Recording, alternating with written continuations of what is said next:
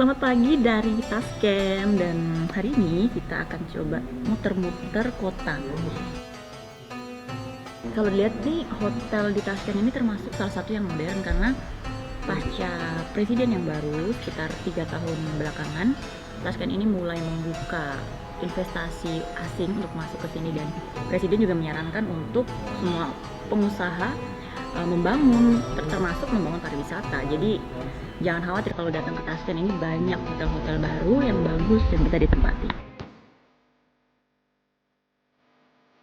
Usai era keterbukaan Uzbekistan di Tashkent, kini bermunculan hotel-hotel modern dengan harga cukup terjangkau dan tentu fasilitas yang lengkap untuk para traveler.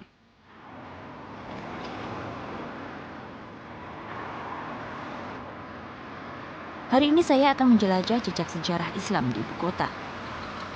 Dan lokasi pertama yang akan saya kunjungi adalah Hazrati Imam Square, pusat agama Islam di Tashkent. Komplek Hazrati Imam berada di kota tua, dekat dengan makam imam pertama kota Tashkent, Hazrati Imam, yang memiliki nama lengkap Abu Bakar Muhammad Kafal Sashi. Di khas Imam terdapat beberapa monumen atau bangunan bersejarah yang memiliki ciri khas tertentu yang hanya bisa ditemui di Uzbekistan.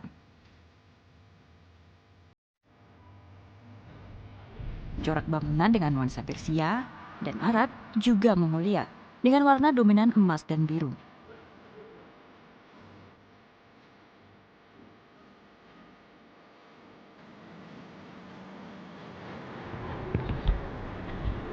Halo Mr. Ben. Assalamualaikum. You're welcome to the Republic of Uzbekistan. Thank you so much, Mr. So this is Hasimam. Yeah, this is Hasi Imam complex. Yeah, we call this is in short Hasima or Hazrati Imam complex. Yeah. People say that this is the center of the religious activity or religious historical Islamic religion.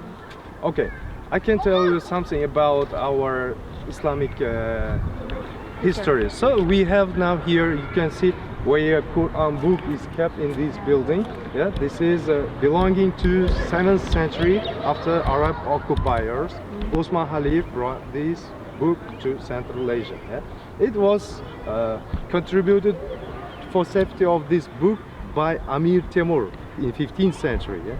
And the President Islam Karimov, and nowadays is Shavkat Mirziyoyev also contributing to come tourists to our country and know about the history of Islam. So this is like the last and the only.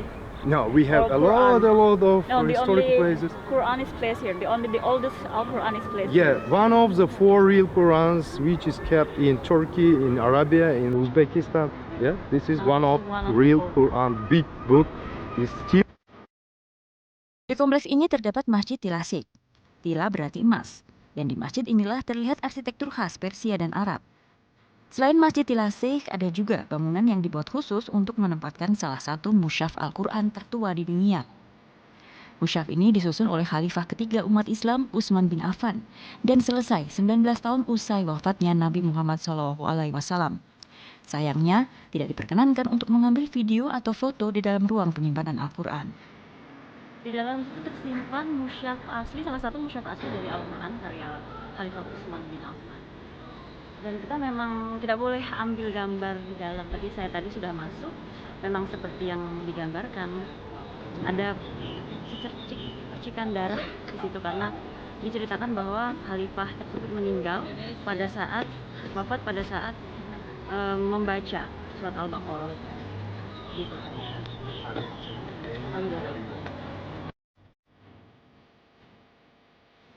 Di kompleks Hazrati Imam ini juga terdapat sebuah bangunan bekas madrasah. Inilah Madrasah Barakan. Namun Madrasah Barakan ini telah beralih menjadi pusat seni dan kerajinan Tashkent setelah diguncang gempa pada tahun 1966 lalu.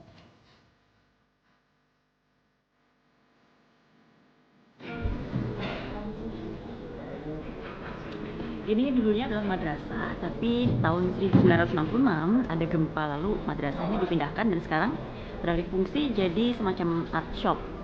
Salah satunya ada kerajinan khas Tashkent. Jadi kita di kota Tashkent namanya, ibu kotanya, dan semua kerajinan di sini adalah ciri khas Tashkent. Seperti Indonesia juga sih, masing-masing daerah kan punya ciri khas sendiri. Nah, disinilah tempat barang-barang Tashkent. Coba kita lihat ya, kayak gimana sih ciri khas kota Tashkent.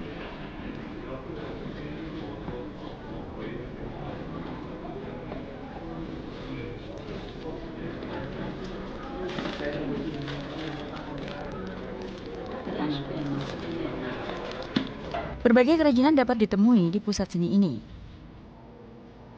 Mulai dari souvenir khas Tashkent, magnet, ataupun boneka wanita. Kerajinan kayu untuk tempat membaca Al-Quran dan juga alat musik.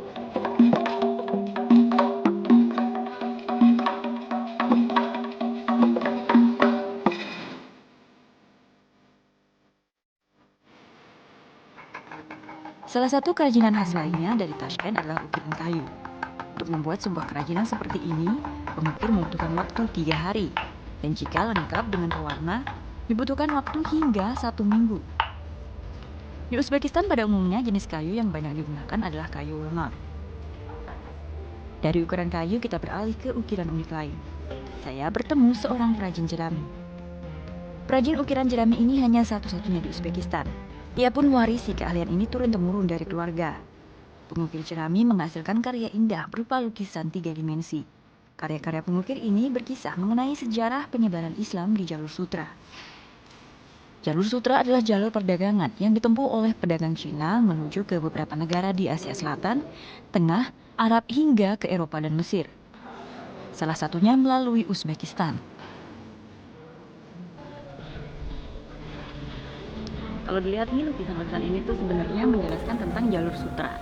Dulu kan ada pedagang dan lewat dari timur ke barat lewat jalur sutra ini. Nah, di jalur sutra ini juga terjadi syiar Islam. Jadi syiar Islam itu dilakukan oleh mereka sambil berdagang. Jadi ini cukup penting peranannya dalam sejarah Islam, jalur sutra. Sejak kaum muslimin menguasai semenanjung Arabia pada abad ke-7, agama Islam segera menyebar ke berbagai penjuru Asia dan Afrika, bahkan hingga ke Eropa. Perdagangan pun menjadi faktor utama kedua dalam penyebaran Islam setelah penaklukan yang dilakukan kerajaan Muslim.